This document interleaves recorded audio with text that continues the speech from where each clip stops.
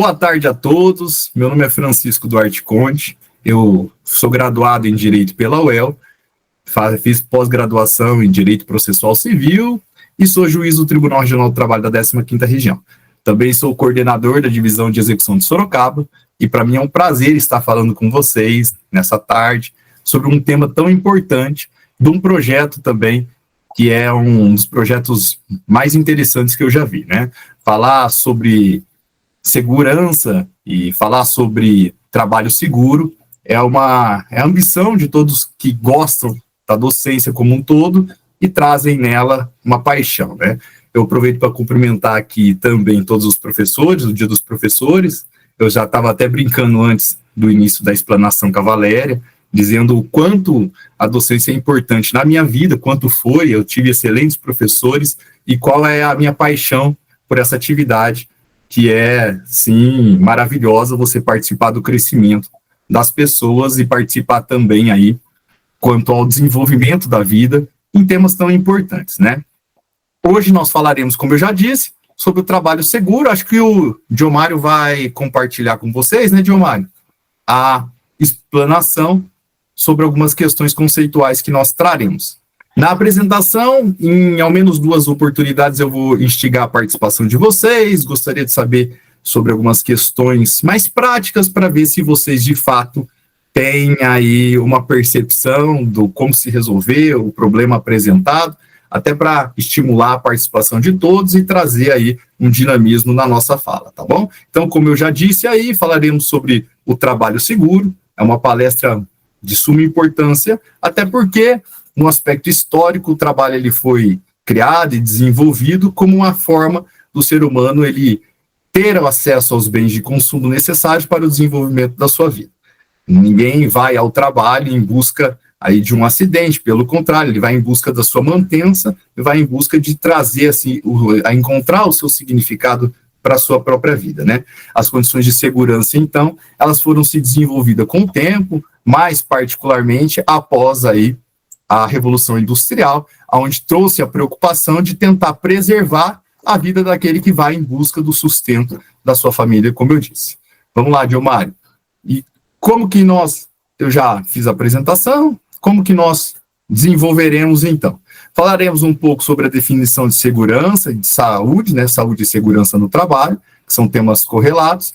Falaremos um pouco sobre o aspecto histórico da legislação e essa evolução do tempo que foi nos permitindo aqui trazer elementos que trouxessem uma maior proteção à vida do trabalhador em si. Falaremos do reconhecimento aí, o reconhecendo o ambiente do trabalho, como é a forma desse contato, da forma como que se estabelece aí os possíveis riscos e como que a legislação traz esses riscos, as medidas de segurança para evitar os eventuais acidentes e, em caso de acidente, o que se deve se fazer, então, né? O que é importante que a gente perceba que saúde, na verdade, não é simplesmente uma ausência de doença. Ela traz como um completo bem-estar físico, mental e social. E é direito de todos aí que o Estado busque promover as condições indispensáveis ao pleno exercício dessa saúde. Mas não é só o Estado que tem essa obrigação traçada já desde o plano constitucional, né? As empresas também participam dessa sociedade e devem conduzir e estabelecer meios capazes de garantir, como eu disse, a saúde do trabalhador, a saúde e o bem desenvolvimento dele no momento em que exerce a sua atividade física. Mas como isso pode ser feito? Essa é uma pergunta que nós traremos a resposta com base na segurança no trabalho, que são as medidas que a sociedade como um todo visou e adotou para minimizar os acidentes e as doenças ocupacionais. Busca-se, então, proteger a integridade e a capacidade de trabalho deste trabalhador no exercício das suas funções. Essa segurança ela é definida por normas e leis, e nós citaremos aqui as principais leis que trazem esse substrato legal, esse substrato para que se garanta aí a obrigatoriedade de cumprimento por parte da sociedade como um todo, como eu mencionei, que o Estado deve promover, mas também como parte dos empregadores no momento em que os trabalhadores estão no exercício das suas funções. A primeira legislação e a base de todo o ordenamento jurídico, como os senhores bem sabem, é a Constituição Federal, né? Desde o artigo 7º, são traçados aí os direitos dos trabalhadores do exercício das suas funções, e no inciso 22 está a redução dos riscos inerentes ao trabalho por meio de normas de saúde, higiene e segurança. O que é importante que desde já vocês observem, e já falaremos um pouco mais sobre isso, até faço aqui a brincadeira que é o motivo da minha pergunta para os senhores daqui aproximadamente 5 minutos, é que no inciso 23, o adicional de remuneração para as atividades penosas, insalubres ou perigosas, ele está previsto na própria Constituição. Vejam que há um aparente conflito entre as normas, porque ao estabelecer aí uma redução dos riscos inerentes ao trabalho, a Constituição também, no momento subsequente, estabelece uma remuneração, um implemento salarial àqueles que trabalhem em condições que trazem um prejuízo para a sua saúde. Além da Constituição Federal, temos também legislações ordinárias que estabelecem aí uma série de obrigações por parte do empregador no meio ambiente do trabalho e por parte também do empregado, como vocês verão. A Lei 6.514 de 77, ela alterou o capítulo 5 da Constituição, da Consolidação das Leis do Trabalho, estabelecendo uma série de disposições quanto à segurança e medicina do trabalho. E a Portaria 3.214 de 78 aprovou, né, as normas regulamentadoras, que hoje são 36 normas regulamentadoras. Hoje mesmo nós vamos abordar aqui as principais que trazem aí uma análise, uma obrigatoriedade por parte do empregador no momento de se estabelecer, por exemplo, equipamento de proteção individual, equipamento de proteção coletivo, CIPA e vários outros programas estabelecidos nessas NRs de um modo geral, né? E quais são os riscos no meio ambiente do trabalho, então?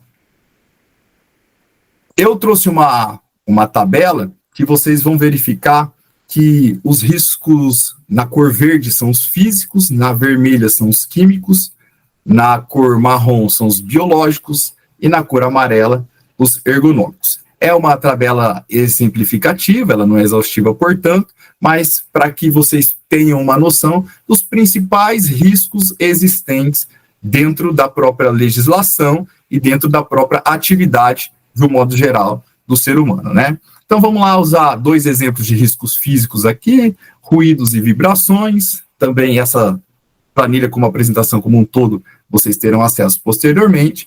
No grupo vermelho, nós temos poeiras aí, fumos também, como riscos químicos, riscos biológicos, vírus, bactérias, riscos ergonômicos, aí é o esforço físico intenso, por exemplo, e riscos de acidentes, por exemplo, aí um trabalho físico de uma maneira inadequada, né, um arranjo físico inadequado, máquinas e equipamentos sem proteção. Essa tabela, como eu mencionei, é exemplificativa, e volta por gentileza, Diomário, naquele momento que nós traçamos os 2 dispositivos da Constituição, que eu até mencionei, que há um aparente conflito entre as normas do inciso 22 e 23, para que eu traga aqui a pergunta que eu gostaria de fazer para vocês, né? Se vocês observarem, então, nós temos riscos físicos, riscos químicos, riscos biológicos no momento do meio ambiente do trabalho como um todo. Temos também a Constituição Federal, que traz aí uma obrigatoriedade de redução dos riscos inerentes ao trabalho pelas normas de saúde, higiene e segurança, conforme está explanado no próprio slide apresentado pelo Diomário. A primeira pergunta que eu gostaria de fazer para vocês é o seguinte: como que nós podemos harmonizar esse completo bem-estar físico e mental com o pagamento de adicionais de insalubridade e periculosidade previstos no próprio artigo 23, aí, inciso 23 do artigo 7º da Constituição Federal? Alguém tem alguma ideia que pode me ajudar? Não sei se vocês entenderam, então, a pergunta. Vou repetir para ver se alguém tem alguma sugestão. É o fato de que a Constituição Federal, então, ela traz uma obrigatoriedade de redução desses riscos inerentes ao trabalho, né, por normas de higiene, saúde e segurança. mas nós vimos por intermédio aí até mesmo de uma planilha, que há vários riscos na atividade, e eu tenho certeza que os senhores sabem de outros, muitos outros riscos, até mesmo de notícia de acidentes de trabalho que aconteceram no exercício da função de algum trabalhador, né? O que eu gostaria de saber é se não é um conflito entre essas normas, né? Como eu posso trazer um incremento salarial, uma implementação financeira para atividades, por exemplo, insalubres, e mesmo assim eu menciono que há uma obrigatoriedade de redução desses riscos. Alguém tem alguma ideia? Eu ajudei, olha, eu me metendo aqui, minha filha, esses dias ela faz RH, né? A minha filha mais velha. E ela tinha que fazer os cálculos, e a gente acabou estudando junto aqui. Tem uns cálculos, né, que existem né, próprio para isso. Aí eu não sei se eu vou falar alguma besteira aqui. Não, por favor. Eu não sei se é para insalubridade, que eu acho que ela é calculada em cima de um salário mínimo, é isso? Isso, a insalubridade... Ela tem diferenças de... Como é que fala? De tipos de insalubridade, de percentual. Acho que é 10%, 20% e 40%. A lei prevê isso, né? Para aquelas que não são muito... Mas é calculado para todo mundo em cima de um salário mínimo. É isso, né? É, a base de cálculo, isso mesmo. E é dessa forma como a senhora mesmo bem observou, Valéria. A insalubridade, então, ela tem como base de cálculo insalubridade mínima, média e máxima de 10, 20 a 40%, a depender da condição do exercício do trabalho, se ela é mais ou menos prejudicial para o trabalhador em si. Aí, esses são os percentuais. Mas a problemática que eu estou querendo apresentar, ela até antecede a isso. Veja que você mesmo trouxe exemplos que a legislação ela traz uma monetização quanto ao exercício de uma atividade insalubre, certo? Também tem a monetização para atividades perigosas. Mas veja, se não é uma obrigação do empregador reduzir esses riscos inerentes ao trabalho, como eu posso permitir que ainda assim se monetize a perda dessa saúde, já que há uma possibilidade do trabalhador ele exercer as suas funções no ambiente insalubre? A Júlia levantou a mão. Você quer falar, Júlia? Fale, Júlia. Júlia é o nome da minha filha. Boa tarde. Então, eu também não tenho certeza se eu entendi a pergunta, mas o que me veio à mente foi os EPIs, né, os equipamentos de segurança que são obrigatórios no uso de determinadas funções. Isso mesmo. E aí cada função tem sua própria EPI. E eu posso te fazer uma pergunta, então, com base, nós vamos tratar sobre nessa mesma oportunidade, nós vamos tratar sobre os equipamentos de proteção individual. Mas vamos te fazer uma pergunta, então, que é basicamente o caminho da resposta que você bem pontuou. Se eu trouxer um EPI que neutralize o risco ao meio ambiente do trabalho e, portanto, não exista mais nenhum agente insalubre, ainda assim é pago o adicional? Que a Valéria fez menção? Eu acredito que vai depender, doutor, quanto esse equipamento atenua o risco, o índice de insalubridade.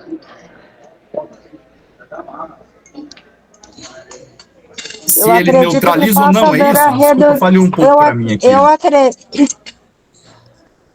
Eu entendo que vai depender do... Eu entendo que vai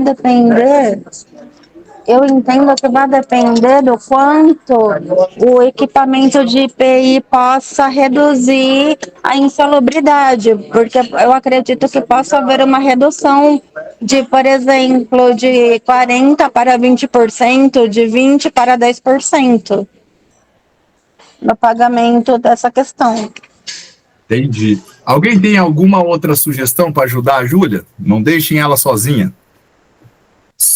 Boa tarde. Seria porque o EPI ele reduz o risco, mas ele não evita certos certos riscos e até certas funções, mesmo com o EPI, ela ainda continua sendo prejudicial. Por exemplo, se eu não me engano, a pessoa que trabalha com impostos de combustível, ela recebe um adicional.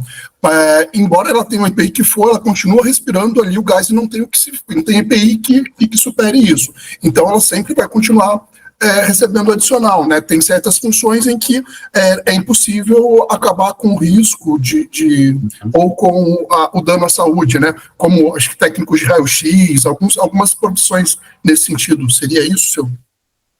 Muito legal a sua explanação aí, Gabriel. O Gabriel trouxe, então, para a gente a questão de que quando o EPI, me corrija se eu estiver falando alguma coisa que você não disse, Gabriel, mas quando o EPI ele não é suficiente para neutralizar o risco, ainda assim persiste a necessidade de pagamento adicional. Eu te pergunto, Gabriel, então, se o EPI neutralizar o risco, há o pagamento?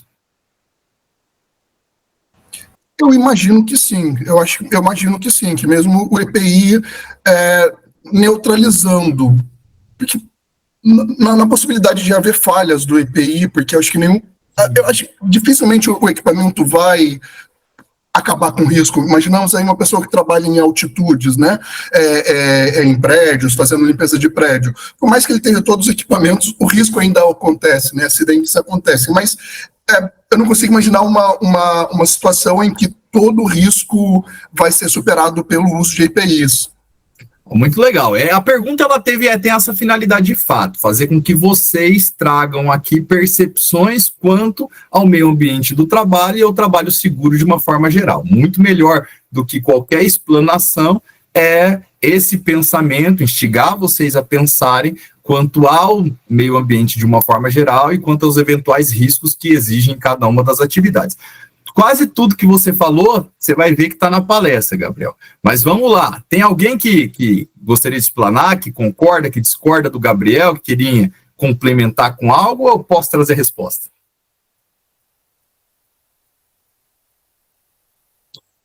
Que a Júlia já disse, a Valéria disse que tem os adicionais previstos na legislação, que são 10%, 20% e 40%, quanto ela lembrou do trabalho que ela ajudou a filha dela para a insalubridade. A Júlia complementou, dizendo que, de fato, esses adicionais precisam ser pagos e que existe IPI. E o Gabriel trouxe aí a explanação, mencionando que há a possibilidade de redução dos riscos com o fornecimento desse EPI de um modo geral. Eu acho que mesmo, eu também concordo com o Gabriel, né? Eu acho que mesmo reduzindo os riscos, esse profissional, ele ainda tem o direito adicional, haja visto que é um trabalho que oferece risco. Não sei, né? Penso assim. Tá certo. Alguém mais quer participar? Vamos lá, então. Se vocês observarem, é proposital o fato da Constituição Federal ter trazido no inciso 22 a primeira necessidade de redução dos riscos inerentes ao trabalho e apenas posteriormente ela traz aqui um pagamento de um adicional, ou seja, um valor financeiro, para caso não haja possibilidade de se reduzir e neutralizar esses riscos. Então, dito de outro modo, busca-se sempre a redução e eliminação de qualquer risco presente no meio ambiente do trabalho para a proteção da saúde do trabalhador. Mas se tem a consciência que nem sempre as tecnologias e os equipamentos de proteção, de um modo geral, são suficientes para que haja essa neutralização, podendo, na forma como disse o Gabriel, persistir algum risco à saúde do trabalhador. E caso esse risco persista, obviamente, ele deve ser pago com base nos adicionais previstos, mas isso não pode significar uma monetização do risco ou uma mercantilização da saúde do trabalhador.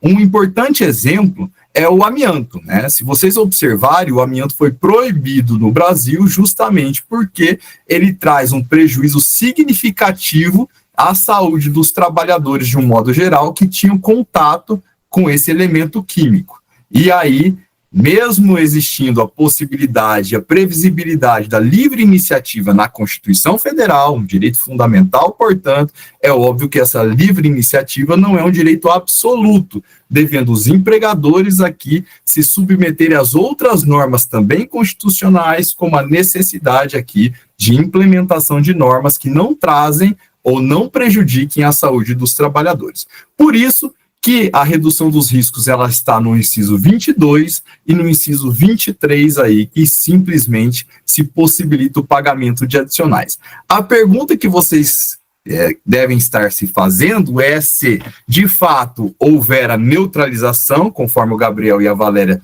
explanaram, ainda assim, há uma possibilidade. Eu vou respondê-la até o final da palestra, mas aí quando eu estiver falando sobre o equipamento de proteção individual, porque primeiro a gente precisa trazer as obrigatoriedades do empregador e quando que, de fato, esses equipamentos de proteção, eles são fornecidos e os critérios para que eles sejam fornecidos. Não é todo e qualquer equipamento de proteção individual que pode ser entregue pelo empregador sem nenhum cumprimento do exigido na legislação, que é suficiente para neutralizar o risco. Há uma obrigatoriedade de se observar aqui os elementos estabelecidos na legislação para que, de fato, se verifique se há uma neutralização desses riscos para eliminar o pagamento desses adicionais.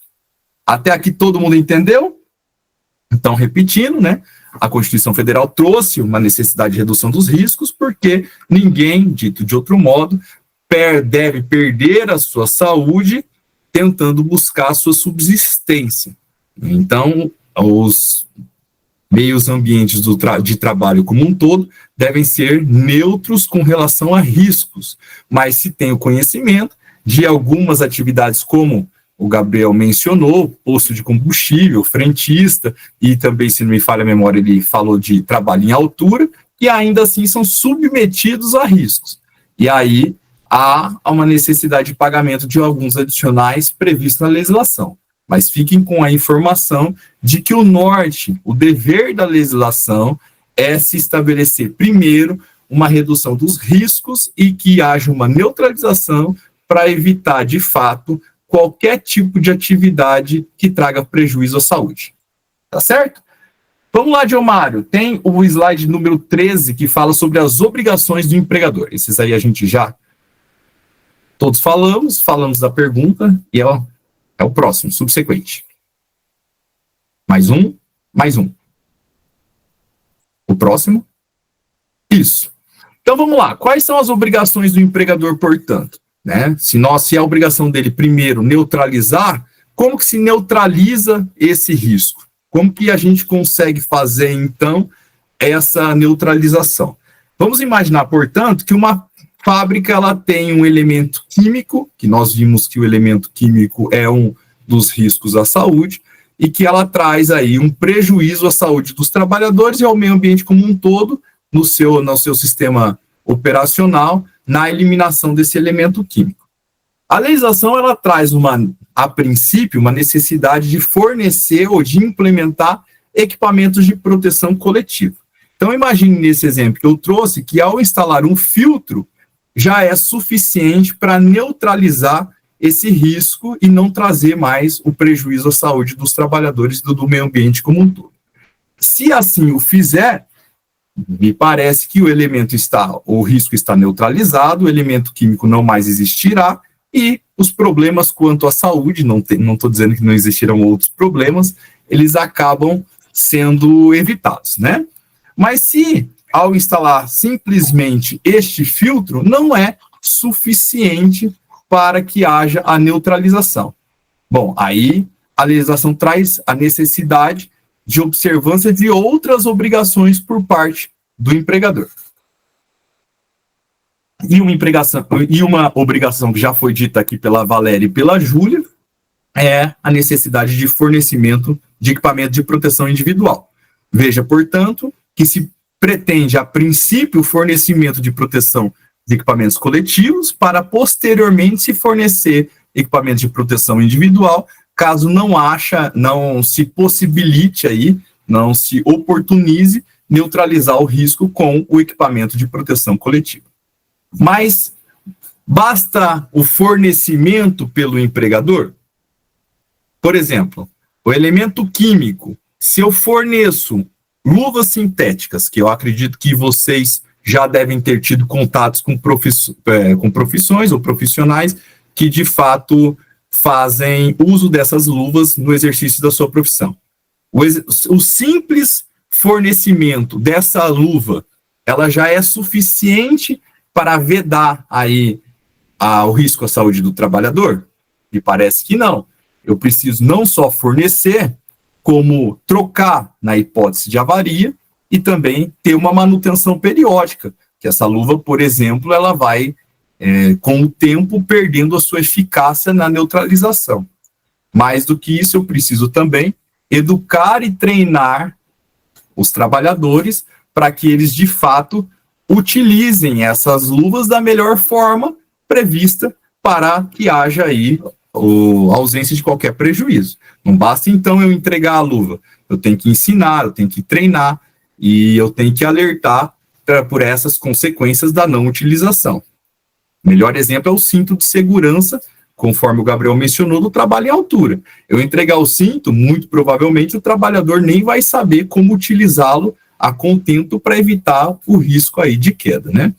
E mais do que isso, também cabe ao empregador fiscalizar permanentemente o uso correto desse equipamento. Veja, então, são várias as obrigações. Eu preciso entregar o EPI, trocar ele em hipótese de avaria, fazer a manutenção periódica, treinar o trabalhador a utilizá-lo, ou seja, a educação na utilização, fiscalizar o correto uso e também impor sanção apropriada àquele que se recusar a usar. Nós veremos mais à frente, mas eu já adianto que a não utilização do equipamento de proteção individual é uma ausência aí, uma falha por parte do empregado, que pode ensejar até mesmo a demissão por justa causa. E cabe, por fim, ao empregador, a obrigação, então, ela é pentagonal, informar e levar ao conhecimento as irregularidades no próprio utilização do EPI para o Ministério do Trabalho e Emprego, que faz aí a certificação desses EPIs entregues. Então, veja que são várias as obrigações, é uma consequência lógica inafastável para o empregador que pretende a exploração da sua atividade, o cumprimento aí, primeiro, na neutralização desses riscos por meio de fornecimento de equipamentos de proteção coletiva, caso exista. Se não for suficiente para neutralizar, é a entrega de equipamentos de proteção individual, para que haja aí, além da entrega, fiscalização, como eu disse, a impor sanções, levar ao conhecimento das autoridades, fazer a manutenção periódica, para que haja a neutralização do risco como um todo. Alguma dúvida? Vamos lá, Dilmar. Vamos para o próximo aí. Então, falar um pouco sobre esse EPI. Acho que está faltando aí uma parte inicial, Dilmar. Isso. Então, o equipamento de proteção individual, ele está previsto na norma regulamentadora número 6, a norma regulamentadora, como eu disse anteriormente, também aí, é editada para que haja a necessidade de cumprimento, e ele é um dispositivo de uso individual para que haja proteção da integridade física do trabalhador. É necessário que esses equipamentos de proteção sejam certificados pela aprovação, mas, obviamente, nem todo equipamento de proteção individual está previsto na norma e necessita de certificação. Eu trouxe o exemplo aí do protetor solar, que é um equipamento indispensável à proteção da saúde do trabalhador exposto ao sol, como garis, pedreiros e carteiros, e obviamente não há ainda uma certificação de aprovação por parte do Ministério do Trabalho quanto ao protetor solar, até porque isso é feito por intermédio da indústria farmacêutica de um modo geral. Então, a comprovação do fornecimento também, ela precisa ser feita mediante recibo e termo de responsabilidade. É uma prova feita pelo empregador que, de fato, entregou, no exemplo do gari, o protetor solar, que é o primeiro elemento necessário, mas a entrega, como nós vimos anteriormente, por si só, não basta para neutralizar o risco, né? Ele precisa fiscalizar e, como eu disse, a falta do empregado, a recusa injustificada na utilização do IPI, tá certo? Vamos lá, então, falar um pouco sobre a CIPA. A CIPA é uma comissão interna de prevenção de acidente e assédio. Ela é formada aí por representantes dos empregadores e dos empregados. O que é interessante é que os representantes dos empregados, eles possuem uma garantia de emprego até um ano após o término do mandato como representante da CIPA. Destina essa garantia a preservar aí a independência no exercício da atividade por parte dos representantes dos empregados. Ou seja, a CIPA ela tem como finalidade fazer uma análise aí do PCMSO, né, que é o Programa de Controle Médico de Saúde Ocupacional, que faz exames médicos para rastrear as doenças dos trabalhadores, e ela faz um concatenado com base na prática cotidiana do trabalho, que é o PPRA, que é um programa de prevenção dos riscos, que a engenharia ocupacional, então, faz no meio ambiente. A CIPA ela tem esses dois elementos, esses dois documentos, melhor dizendo, para que faça uma ponte entre a teoria lançada no PCMSO e também aí a prática cotidiana do PPRA. E os representantes dos empregados, eles precisam ter autonomia, liberdade para que haja essa análise de um modo correto. Ou seja, ele precisa ter segurança de que não seria penalizado por parte do empregador caso haja a observância de descumprimento de alguma das normas. E, por isso, a lei garante a ele uma garantia de emprego de 1 ano até o fim do seu mandato. A CIPA ela também está prevista numa NR, que é a NR5, que trata aí dessa liberdade. Os representantes dos empregados são eleitos, portanto, e os representantes dos empregadores não possuem a garantia de emprego, justamente por serem indicados pelo próprio empregador. Tá certo? Vamos lá, então, Gilmar. Aí a segunda pergunta. Volta, Gilmar, que eu não quero que eles leiam a resposta, por gentileza aí. Nós vimos, então, que há uma obrigatoriedade de neutralização dos riscos pelo uso do EPC e do equipamento de proteção individual. Nós observamos isso e falamos também anteriormente que os trabalhadores possuem direito ao recebimento de um adicional de insalubridade e periculosidade. A primeira pergunta que eu gostaria de questioná-los é o seguinte: a periculosidade e a insalubridade, uma vez constatada, que geraria direito ao adicional mencionado pela Valéria de 10%, 20%, 40%, se houver amanhã um equipamento de proteção individual que neutralize o risco, me parece que essa resposta indiretamente eu já dei, que é o que o Gabriel tinha dito anteriormente, que se houver a neutralização dos riscos, os adicionais não seriam mais pagos, mas veja que se por uma questão até tecnológica foi implementado posteriormente um equipamento de proteção individual que neutralize o risco, o trabalhador que recebia anteriormente deixa ou não de receber o adicional de insalubridade? Vou começar instigando o Gabriel, que tinha mencionado anteriormente. Responda aí para a gente, Gabriel. Não sei se você entendeu a pergunta. Entendi. Eu imagino que ele deixaria, mas a partir de um movimento com o sindicato da classe que ele trabalha, e entrando em acordo com o sindicato da empresa, da representação das empresas, né? Talvez seria isso, porque acho que não seria por parte da empresa simplesmente cortar sem que houvesse uma determinação legal para isso. Alguém concorda ou discorda do Gabriel? Ajude o Gabriel, que eu já falei demais, né? Eu vou colocar lenha na fogueira. Boa tarde. Boa tarde, boa tarde. Josi. Isso, Josi. Eu acredito que a empresa ela pode deixar de fazer o pagamento. Agora, se isso vai ser legal, naquele momento que aquele EPI ele passou a neutralizar, ela pode instantaneamente já cortar esse pagamento de insalubridade. Penso eu dessa forma. Não sei se eu estou correto ou não. Então agora nós vamos fazer, como temos duas posições, me parece um tanto quanto antagônicas, eu vou fazer uma pesquisa aqui com vocês, porque eu sei que tem, nunca vi professor tímido, né, mas estou vendo vários aqui. Então, quem concorda com a Josi, levanta aí a mão como se fosse fazer uma pergunta, assim, só para eu contar quantos que estão favoráveis ao Gabriel, que acredita que tem a necessidade de participação do sindicato, e quantos concordam com a Josi, mediante apenas levantar a mão aí. Me ajuda a contar, Diomário. Acho que são, então, 5 pessoas com a mão levantada aí. Então, 5 pessoas que concordam com a Josilane e a grande maioria concorda com muito obrigado. Muito obrigado. Já contei, só se tiver mais alguém, concorda com o Gabriel, que entende, portanto, que há necessidade de participação do sindicato.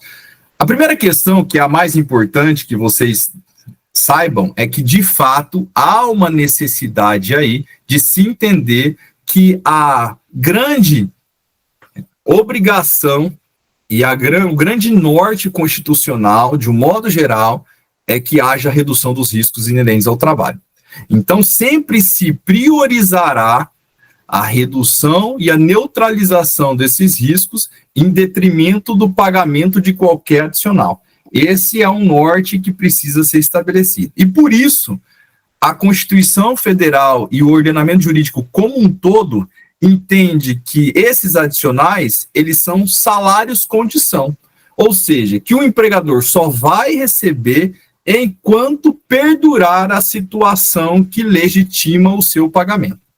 Não vai haver, portanto, dito de outro modo, o pagamento incluir como um direito adquirido para o trabalhador, uma condição mais benéfica, ou seja, ele só recebe enquanto a sua saúde for prejudicada pelo agente como um todo.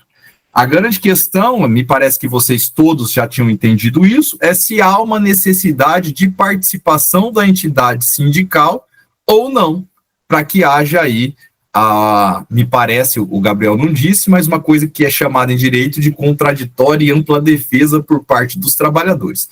E, para ser sincero, Gabriel, esse contraditório, e me parece que você estava querendo, mesmo não dizendo abertamente, ele é feito pela fiscalização, sim, do sindicato e também pela CIPA. A CIPA, ela tem, lembre-se, o norte de fazer esse controle. A partir do momento que se verifica que não há mais o risco, pode o empregador cortar.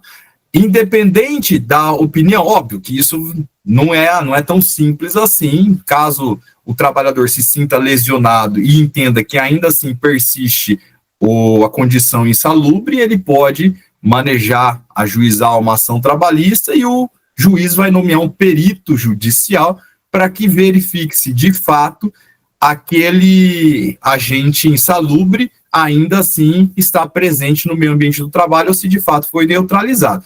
Isso sempre vai poder, o direito de ação ele é incondicionado, ou seja, sempre que o trabalhador se sentir lesionado, ele pode. E o sindicato, de um modo geral, e a CIPA, ele faz apenas a fiscalização. Fiscalização para quê? Para que se o empregador cortar e ainda assim se verificar a presença desse adicional, pode, nesse caso, ajuizar uma ação coletiva, inclusive, ou uma ação individual pleiteando se restabelecer, e aí não só se restabelecer, né, porque se não foi neutralizado, o pagamento, inclusive, das eventuais diferenças que não foram pagas no período que houve a suspensão. Mas a autorização para suspender, ela não precisa ser feita.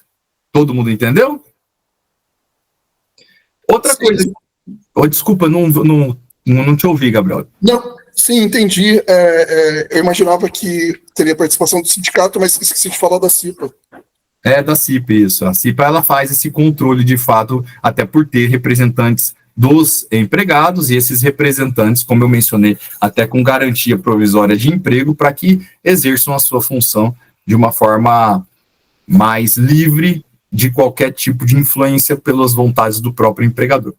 Eu gostaria de mencionar para vocês o seguinte, que antes disso eu vou para a segunda pergunta, então.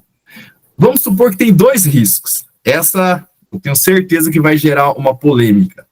Vamos supor que há um risco biológico, que nós mencionamos, e um risco físico, certo? Nesse caso, a presença de mais de um risco gera mais de um direito ao adicional ou não? Entender a pergunta ou não? Vamos, Júlia. Eu acho que depende aí do acordo sindical e também se a legislação diz alguma coisa a respeito disso.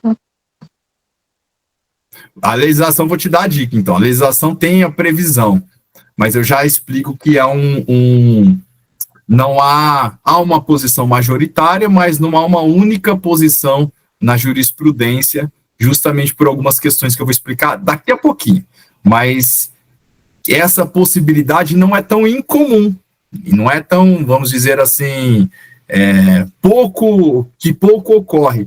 Acontece até com uma certa frequência a presença de mais de um agente que traz a insalubridade. Por exemplo, ele pode trabalhar submetido ao calor extremo e pode trabalhar também, além do calor extremo, com gases que são riscos químicos, né?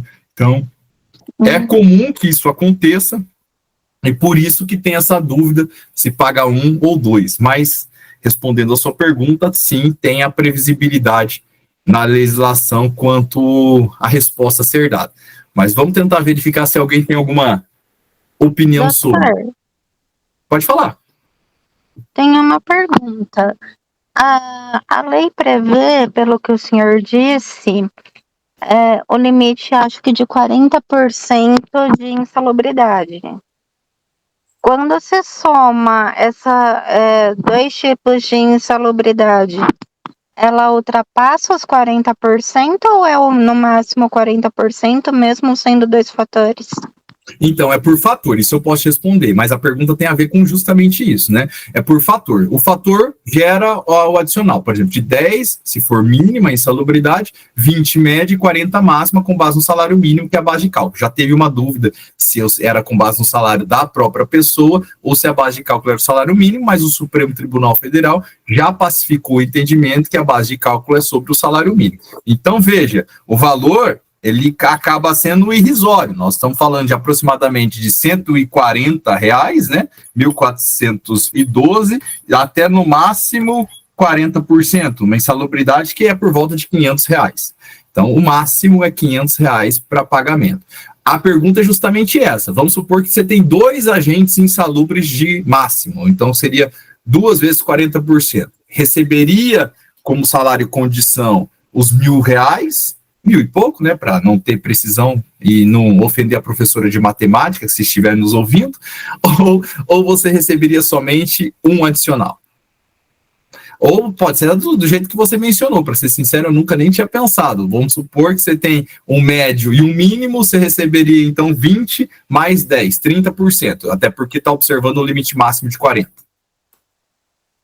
O que vocês acham?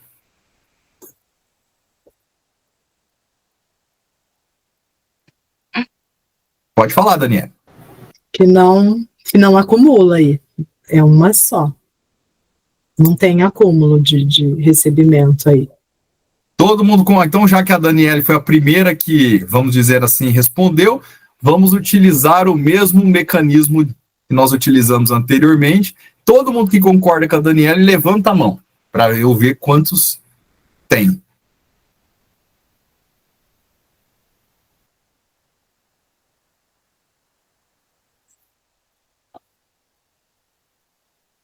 Nove, acho que a maioria, então, pensa que é possível acumular, né? Se nós estamos, a professora de matemática, que nunca foi meu forte, me ajuda aí. Mas eu acho que a maioria prefere mencionar que é possível acumular, né? São 9 pessoas, é isso que estão na fila? Acho que 3 já desistiram, já mudaram de opinião, que agora caiu para 6. Vamos lá. A Dani falou que não acumula, né, Dani? A Dani falou que não acumula. Isso, não acumula. Eu estou em dúvida, eu acho que pode acumular, porque tem a questão, não tem a questão da insalubridade, da periculosidade, alguma coisa do tipo? Tem. Então não tem essa questão desse acúmulo ali, eu estou meio na dúvida. Eu sei, eu estou fazendo de propósito, eu estou trazendo temas polêmicos para que vocês, de fato, se interessem pelo assunto e possibilita aí até para... Eu acho que acumula até porque são 2 fatores distintos. Por exemplo, numa tinturaria, seguindo o exemplo que o doutor disse, a gente vai ter o calor e os produtos químicos que fazem a coloração do tecido. Então, são 2 fatores que estão tirando a saúde da pessoa que está trabalhando. Muito bem, Júlia, você foi no ponto mesmo. É justamente isso que se de fato questionava, né? Se a legislação, e desde o primeiro momento eu já falei isso de forma repetitiva, possibilita aqui que haja a neutralização dos riscos relativos à saúde, me parece óbvio e uma consequência lógica inafastável mencionar que mais de um adicional deveria ser pago para aquele que é submetido a mais de um risco. Né? Me parece que é óbvio, mas infelizmente não é isso que diz a legislação.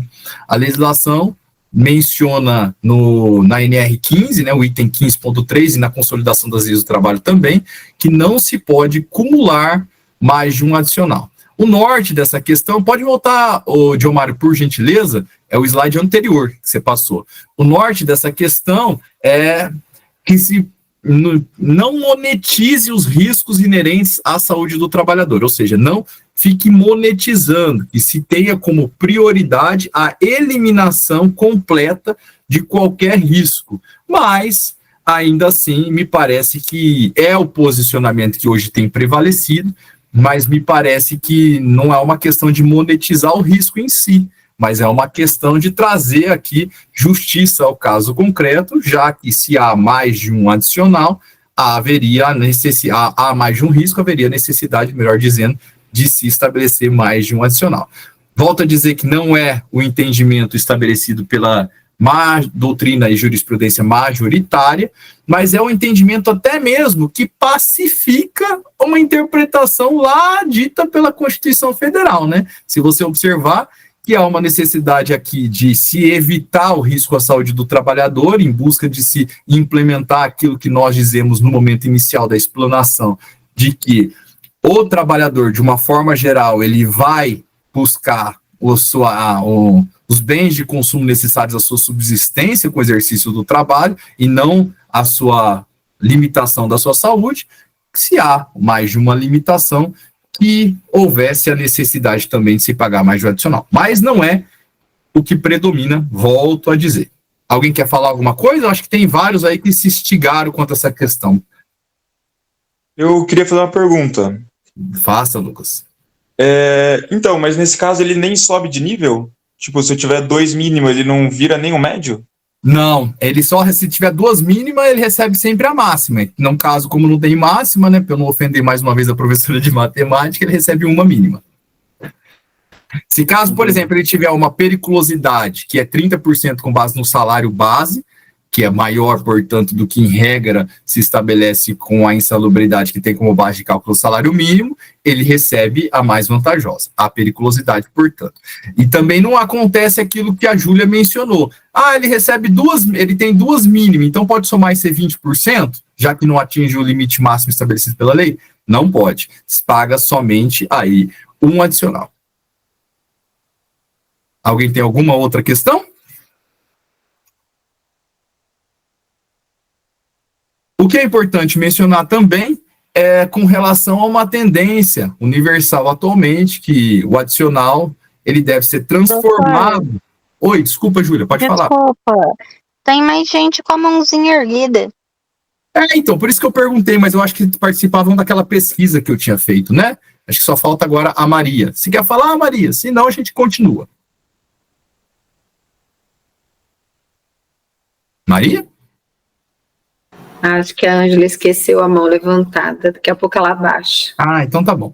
Então, eu estava mencionando, então, a última questão quanto a esse tema, é que tem uma tendência atualmente universal de que se evite o pagamento desses adicionais e troque-os por exposição menor ao risco, né? Ou seja, se estabelecer intervalos aí, já que essa exposição ela pode trazer riscos à saúde, e mais o intervalo ele pode possibilitar o descanso e permitir que o organismo melhore as suas condições de recomposição e evite aí esse prejuízo à saúde do trabalhador. Na busca daquele velho norte, que nós já falamos mais de uma vez, de se evitar qualquer risco à saúde, de um modo geral, dos trabalhadores em si. Vamos lá, Gilmar, vamos falar um pouco sobre acidente de trabalho. Aí, estamos terminando, prometo, estou quase lá. Acidente, então, é aquele que ocorre no exercício do trabalho, a serviço da empresa, que traz uma lesão corporal, uma perturbação funcional, podendo trazer a morte, a perda a redução permanente ou temporária da capacidade para o trabalho.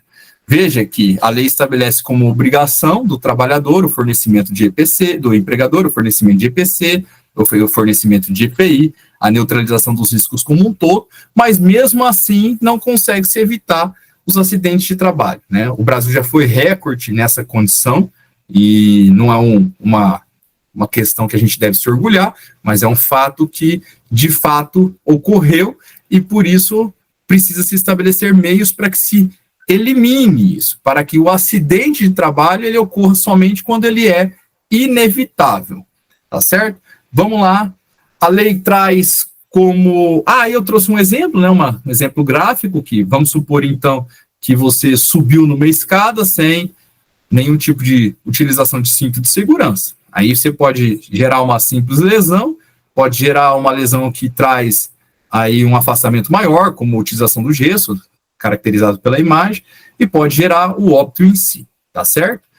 Já a gente vai falar na obrigação do empregador com relação a essas questões, como se deve proceder.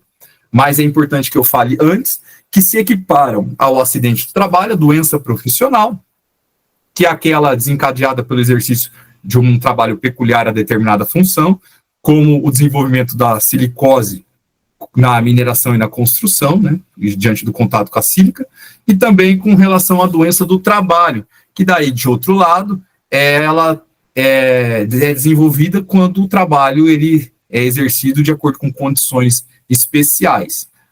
Por exemplo, aí a surdez, um trabalho realizado em local de extremo ruído, ou a lesão por esforço repetitivo, que é bem comum nas atividades que exigem a digitação, por exemplo, que traz aí essa atividade. Então, nesse caso, não é o exercício da profissão desencadeado por uma função em si, mas sim a condição do trabalho que o faz. Agora, eu gostaria de perguntar para vocês também a questão relativa ao trabalho, vamos supor, o acidente que ocorre no trajeto. Vamos supor que você estava indo embora do trabalho e, de repente, prometo ser a última pergunta, mas você sofre um acidente, né? Você estava no ônibus, por exemplo, e o ônibus capotou, você teve aí uma lesão, e para não ser dramático, essa lesão te impossibilitou apenas 30 dias de afastamento. Você está vivo, está bem, mas vai ter que utilizar um gesso e ficar 30 dias fora. Volto a dizer, você estava indo embora para sua casa. Esse acidente de percurso, de trajeto, ele é classificado como acidente de trabalho? Porque, veja, se assim o for, já respondendo algumas questões, o afastamento acima de 15 dias, a partir do 16º dia, certo? Quando você retornar ao exercício da sua função, você tem direito a uma garantia provisória de emprego, que você não pode ser mandado embora. Então, veja que isso interfere. Também se for acidente de trabalho, se for equiparado ao acidente de trabalho, por exemplo, você recebe o fundo de garantia pelo período de afastamento. E no nosso exemplo, a gente falou 30 dias, mas você pode, por exemplo, permanecer afastado por 1 ano, em razão de uma lesão maior nesse acidente no ônibus, conforme eu mencionei. Mas, por outro lado, tem a questão de que o que o empregador poderia se fazer para evitar o acidente em questão. Não sei se todos entenderam. Essas são as problemáticas. Vamos lá, Júlia, pode participar. Por favor. Estou gostando das participações. Eu entendo que o percurso também é parte... se for no percurso tanto de ida quanto de volta, é considerado acidente de trabalho, até porque nós que somos professores, nós costumamos ter o acúmulo de função dando aula em mais de uma instituição, e o tempo para você ir da escola A para a escola B é contado quando você vai fazer o acúmulo. Todo mundo concorda com a Júlia?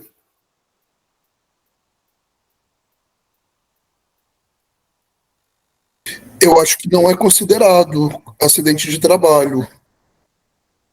Aí agora já trouxemos uma polêmica. Gabriel, quem concorda com a Júlia, levanta a mão. Vamos ver, Gabriel.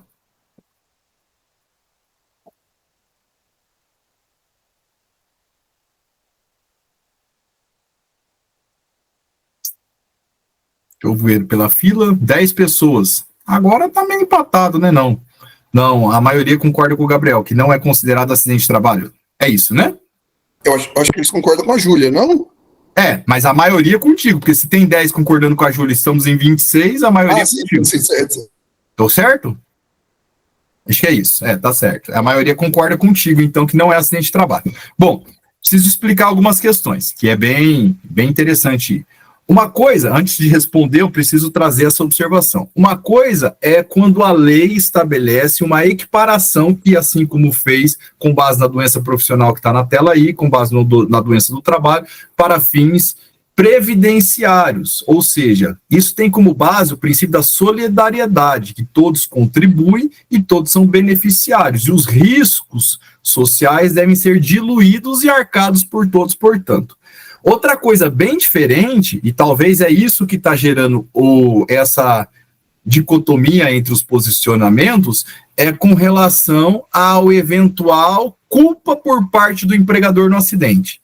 Ou seja, me parece que a eventual responsabilidade do empregador que não participou e não tinha como evitar, dificilmente, a não ser que seja uma responsabilidade objetiva, que posso um dia vir responder para vocês sobre isso, mas dificilmente conseguiria se comprovar uma culpa nessa atividade do empregador para gerar sua responsabilização. Mas a legislação, a finalidade é previdenciária, para que o trabalhador não seja aí abandonado, já que ele tinha como finalidade produtiva, e ele só estava naquele transporte coletivo em razão e decorrente do emprego em si. Essa é a diferença. E aí sim, a Júlia está certa que a lei considera o acidente de trajeto equiparado ao acidente do trabalho, assim como nós mencionamos aqui a doença profissional e a doença do trabalho. Vamos lá, quais são os principais benefícios disso? Como eu mencionei anteriormente, a partir do 16º dia, a Previdência Social assume o pagamento, dito de outro modo, a empresa paga 15 dias, e se ele continuar afastado, a empresa deixa de pagar, devendo ser pago, portanto, pela Previdência. Com a alta previdenciária, ele retorna à atividade laboral, e aí ele tem direito a uma garantia provisória de emprego de 12 meses, mesmo que o contrato de trabalho seja por tempo determinado. Vamos supor que ele faltava um mês para ter o término do contrato dele. Ele tem ainda a garantia de emprego de 12 meses, mesmo nesse contrato, justamente para que haja a possibilidade de consolidação das lesões e que ele tenha um período total aí de restabelecimento, evitando qualquer dispensa discriminatória, portanto. E se houver alguma sequela que implique uma redução parcial e permanente da capacidade dele, com prejuízo à vida profissional, por exemplo, eu não estou aqui fazendo nenhuma piada com relação a isso, é um exemplo sério, que ele tem aí a mutilação de alguns dedos. É óbvio que isso traz um prejuízo à sua vida profissional. E aí ele teria direito ao auxílio acidente, também um benefício previdenciário. Mas volto a dizer, é importante a ressalva, que todos esses benefícios têm correlação ao princípio da solidariedade, onde a sociedade deve arcar com os riscos. E em nenhum momento eu disse, de outro lado, que ele teria aí algum direito à reparação por parte do seu empregador perante a culpa no acidente em questão. Vamos supor, no exemplo que eu dei, que ele teve a perda de algum membro, ele poderia ajuizar uma ação contra a empresa que ele trabalha, pleiteando indenização pelo abalo moral e pela perda funcional. A ajuizar a ação ele poderia, mas desde que não haja comprovação de uma responsabilidade objetiva, dificilmente ele conseguiria que houvesse a responsabilidade do empregador perante o acidente. Todo mundo entendeu? Se alguém quiser fazer algum comentário, fique à vontade. Fazer uma pergunta. O mesmo, assim, você falou do trajeto aí, né? Uhum. Mas isso também pode acontecer no trabalho, né? Por exemplo, vou até contar um fato, né? A Magda, que é orientadora esses dias, ela escorregou numa fruta que o aluno tinha deixado caído. Isso não é culpa do empregador, mas poderia ter gerado um acidente de trabalho. Então, ela disse a mim esses dias ainda, meu pé ainda dói.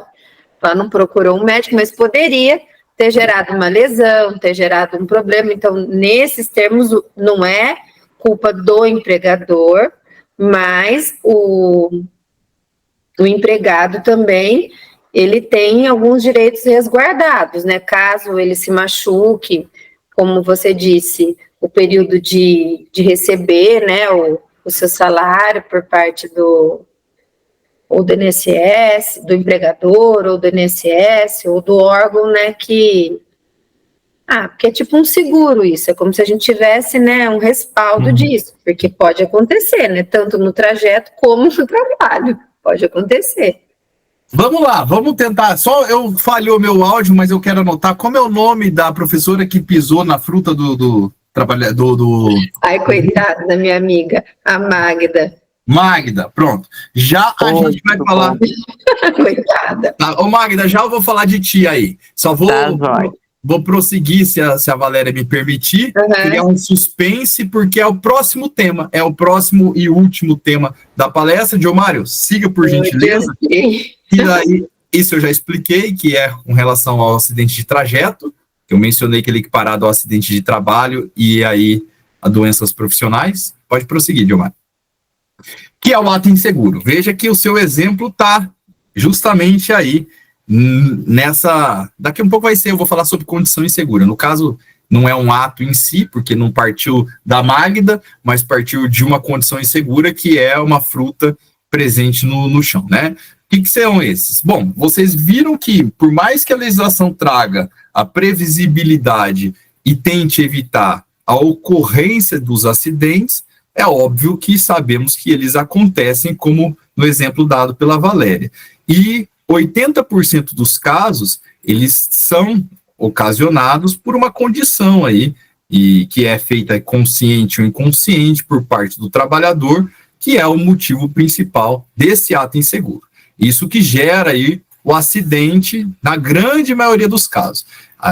E não é um dado importante com relação ao orgulho, mas a gente tem, na minha dinâmica de trabalho, eu sou juiz há 11 anos, diariamente, ou no mínimo semanalmente, contato com acidentes de trabalho que geraram mutilações por parte dos trabalhadores. E quando você vai analisar isso a fundo, até calcado na eventual responsabilidade patronal, você vai ver que, em regra, esses acidentes eles não são causados de forma consciente, proposital, mas sim decorrentes de atos inseguros. Vamos lá, Diomário, por gentileza. E quais são os principais exemplos? Vamos ver se a gente consegue encontrar aí um exemplo próximo do que a Valéria trouxe da Magda. Não, um pouco antes, é isso aí. Deixar materiais espalhados pelo corredor, né? Operar máquinas e equipamentos sem habilitação, distrair ou realizar brincadeiras durante o trabalho, utilizar ferramentas inadequadas, manusear, misturar ou utilizar produtos químicos sem conhecimento, trabalhar sob efeito de álcool ou drogas, usar ar comprimido para realizar limpeza em uniforme ou pelo próprio corpo, carregar peso superior a recomendado. Todos esses são atos que, veja, está ligado à pessoa. Vamos lá, Diomário, segue por gentileza. Mas tem a condição insegura, que daí talvez a gente ache a Magda, que é uma falha ou irregularidade no meio ambiente do trabalho. E veja lá a segunda imagem aí, muito parece com a Magda caindo, não parece? Que o ato inseguro, o trabalhador que gera a causa, mas a condição, a causa, ela decorre do meio em si, né? Ambiente do trabalho. E aí você pode, na segunda imagem aí, se a Valéria me permitir, imaginar a Magda caindo. Foi isso, Magda, que aconteceu contigo? Ou não chegou a cair? Oi, eu não consegui visualizar a imagem, eu escorreguei, foi dia que tem fruta, né, no intervalo, e tinha uma casca de melão, estava terminando o intervalo, a gente circula pelo recreio, né, para os alunos irem para a sala, e eu pisei na casca de fruta, até a Valéria estava comigo do meu lado. Não cheguei a cair de vez no chão, assim, né, consegui, mas apoiei muito no pé e no joelho. E levantei, só que ficou dolorido, né, até hoje eu sinto. Claro. O Thiago quer falar alguma coisa ou está com a mão levantada da última pesquisa? Então vamos prosseguir, Diomário. Olha, os exemplos das condições inseguras, ele está justamente aí, né? Piso defeituoso ou impróprio, falta de limpeza no meio ambiente do trabalho, que pode, com todo respeito, aí ser classificado no que a Magna mencionou, né? Que ela não viu, iluminação imprópria e inadequada, o extintor descarregador ou com carga vencida, descarregado, né? Ou com carga vencida, falta de proteção em máquinas. Pode seguir, Diomar. Tem vários exemplos aí dessas condições inseguras, né? A falta de equipamento de proteção individual, nível de ruído elevado, ou seja, o empregador não fornece o equipamento, o fone de ouvido, nas empresas que, de fato, têm um elevado ruído. Má arrumação ou falta de limpeza, defeito nas edificações, iluminação. Vamos lá, Diomar. E aí tem essa foto, que é uma foto emblemática de 1932, que praticamente ela é obrigatória em toda e qualquer exposição de trabalho seguro, que até para mostrar a evolução das normas, como eu mencionei anteriormente, a preocupação inicial, ela praticamente era inexistente, depois da Revolução Industrial que passou a se existir normas que caracterizam aí as obrigatoriedades de se estabelecer meios ambientes de trabalho que tragam aí condições de exercer o trabalho pelo trabalhador sem trazer nenhum risco, que é de 1932, como eu mencionei, no arranha-céu de Nova York, os trabalhadores todos enfileirados ali, sem qualquer utilização de equipamento de proteção, no alto desses edifícios que são, na época, eram os maiores do mundo, né? Respondendo à pergunta, então, da Valéria, essa condição insegura, por que eu não falei do transporte? Justamente porque ela não deixa de ser um acidente de trabalho, ponto.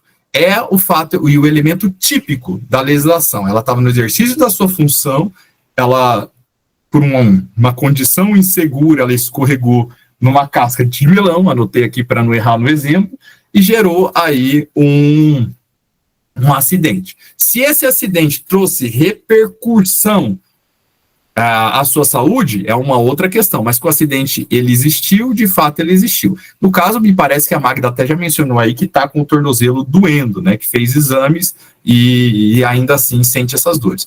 Ele é um acidente típico, poderia, no acidente típico, se a Magda tivesse sido afastada, vamos supor, sem nenhum elemento dramático, mas que ela tivesse torcido o tornozelo ou quebrado algum membro em razão desse acidente em si. Ela seria afastada, teria uma obrigatoriedade que a gente já vai falar do empregador de emitir o comunicado de acidente de trabalho, que é a CAT, geraria para ela todos aqueles direitos que nós mencionamos, que é até o 15º dia útil do empregador fornecer a ela o seu salário, a partir do 16º dia, ela cai na solidariedade da Previdência Social, que arcará com seus salários e geraria para ela garantia provisória de emprego de 1 ano também, já que houve o afastamento por mais de 15 dias. Entendeu? Por isso que eu não mencionei, Valéria. O acidente de trajeto, ele não é um elemento típico, ele é equiparado, por isso que eu fiz menção. Mas o exemplo da Magda é um elemento típico de um acidente em si. Se alguém tiver alguma dúvida, pode falar, se não, a gente fala aí, volta um pouquinho, na anterior. Aí, que é o fator pessoal de segurança, né, isso também influencia muito nos acidentes, por isso que a gente fez questão de deixar aqui, que é o desajuste físico, emocional, mental. Hoje em dia o burnout é bem comum, né, que o excesso de trabalho em si, que traz aí uma falta de atenção por parte dos trabalhadores, um esgotamento, uma falta de conhecimento também bem comum, o empregador exigir que você opere uma máquina que você não sabe utilizá-la e não sabe nem mesmo utilizar os meios de proteção. Isso gera muito acidente, né? Ou o empregado também, para não falar que sempre decorre do empregador, né, não tomar nenhum tipo de postura parcial. O empregado que se acha capacitado e quer mostrar serviço, ele vai lá e desenvolve a manutenção de uma máquina sem a capacitação e gera o acidente em si. O fator pessoal também ele é um elemento muito importante quando você observa aí essas questões relativas ao acidente também. Ele precisa ser analisado para verificar a eventual culpa exclusiva da vítima, porque isso pode acontecer e ele gera, nos casos de acidente de trabalho, até uma eventual, se comprovada, exoneração da responsabilidade por parte do empregador, né? Vamos supor que você, num ato impensado, se mutilou propositadamente. Eu não quero trazer nenhum exemplo aqui para não gerar, enfim, mas eu tenho certeza que o exemplo está dentro da cabeça de vocês. Isso fica comprovado que esse ato foi proposital, muito provavelmente é difícil do empregador criar mecanismos que evite. E aí, comprovada a culpa exclusiva da vítima, geraria aí a exoneração da responsabilidade por parte do empregador. Vamos seguir, Diomário, por favor, estamos acabando. Vamos lá, aí são os principais exemplos, né? Falta de conhecimento, falta de especialização, o desajuste físico, emocional, mental, a deficiência visual, auditiva, fadiga, depressão também é bem comum atualmente. E como que se evita esse ato inseguro de um modo geral, né? Você precisa conhecer bem o trabalho e estar sempre alerta às condições do trabalho em si e às próprias condições. Se você tiver aquele velho ditado que se diz, né, cansado, não dirija. E no trabalho ele tem muita correlação. E ele me parece que ele até é intensificado pelo fato de que, como o trabalho cai na sua rotina, a sua percepção de domínio quanto ao fato acaba prejudicando a sua percepção de que está cansado e não deveria estar exercendo, né? Na dúvida da tarefa também é necessário procurar a orientação da chefia imediata, e onde houver risco, precisa-se utilizar os EPIs específicos recomendados pela segurança do trabalho e não improvisar, né? É muito comum você acostumar com o risco em si, usando aqui o exemplo dado pelo Gabriel anteriormente, que é o trabalho em altura. Os profissionais da construção civil, eles, às vezes, têm o contato diário com a altura, o que faz também, por vezes, menosprezar, ou não queria usar essa expressão, mas não ter a percepção de que o risco ainda existe. A rotina faz ele acreditar que aquilo nunca vai acontecer.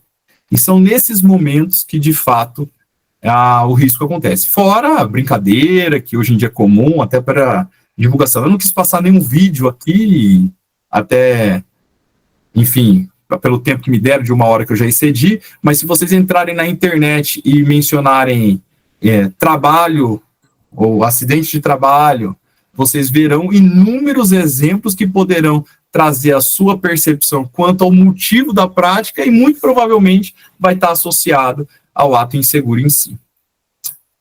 Vamos lá, Diomário?